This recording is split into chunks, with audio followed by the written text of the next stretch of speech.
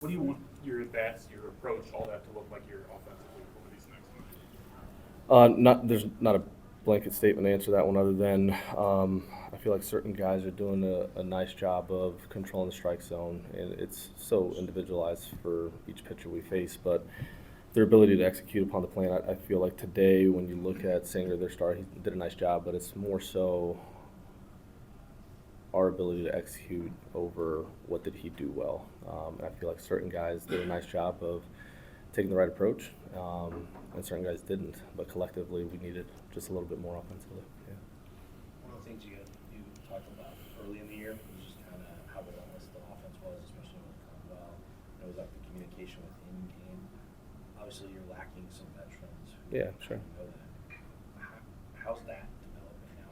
It's actually still the same. You just have different personnel, right? When you don't have Contreras and Donnie in the lineup, that's a big deal. Like you take two of the best hitters out of anybody's lineup, and it looks very different. So, no, the communication and the overall pregame game planning, I would say, is in a better spot today than it was to start the year.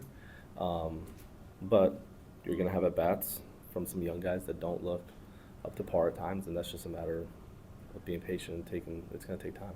So what can that kind of communication and gameplay, when the results aren't what you want, and like having them stick to the process and not kind of go back on that? It depends. Some guys are sticking to the process and not having results. Some guys are reverting back to bad habits. So that's why it's hard for me. I think your question is super fair. It's just hard for me to answer as a blanket statement because it is super individual in what we're seeing right now. There's certain guys where the results aren't there, but we like how they're going about it and how their pregame work is transferring into the game, although the results aren't what you want. And there's certain guys where the game starts and there's a little bit of hitting the panic button and reverting back to what's comfortable. So, yeah. Is Donnie okay, or is he dealing with soreness? No, we've just discussed in order to get him through the remaining part of the year, the quick turnaround night and day, it's probably best to stay away from. So we've stuck to that up to this point. I know you've talked about Alec Rosen all season long, but his average may end up being top 5 in the National League. What do you see today and just all season long with his approach?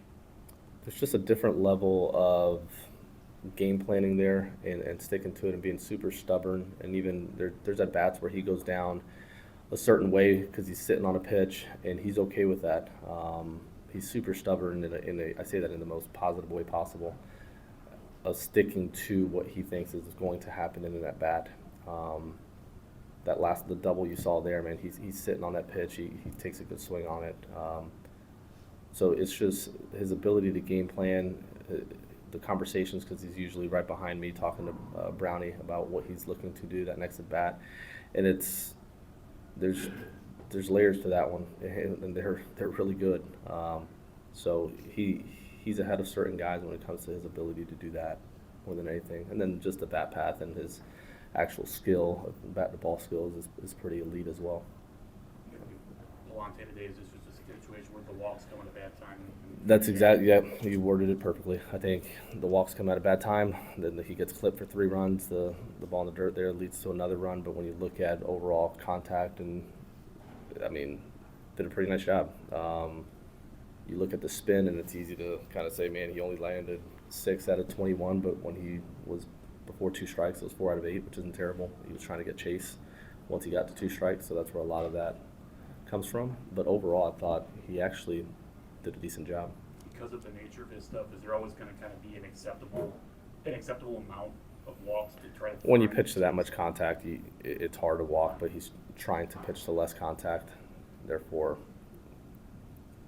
it's a tough give and take there at the moment as he's trying to get a little bit more swing and miss. Yeah. With Ryan Fernandez and what he showed in the big game, how much of that is kind of what you're looking to see from him? Yeah, that's exactly what you're looking for. If you look at, since he's been with us, that punch-out rate's actually been pretty good. It's been over 30%, 35, 36%, and that's what you want to see out of a guy like that. So being able to do it in different situations, down 4, up 2, tied, is what you look for next. But, yeah, he did a nice job today.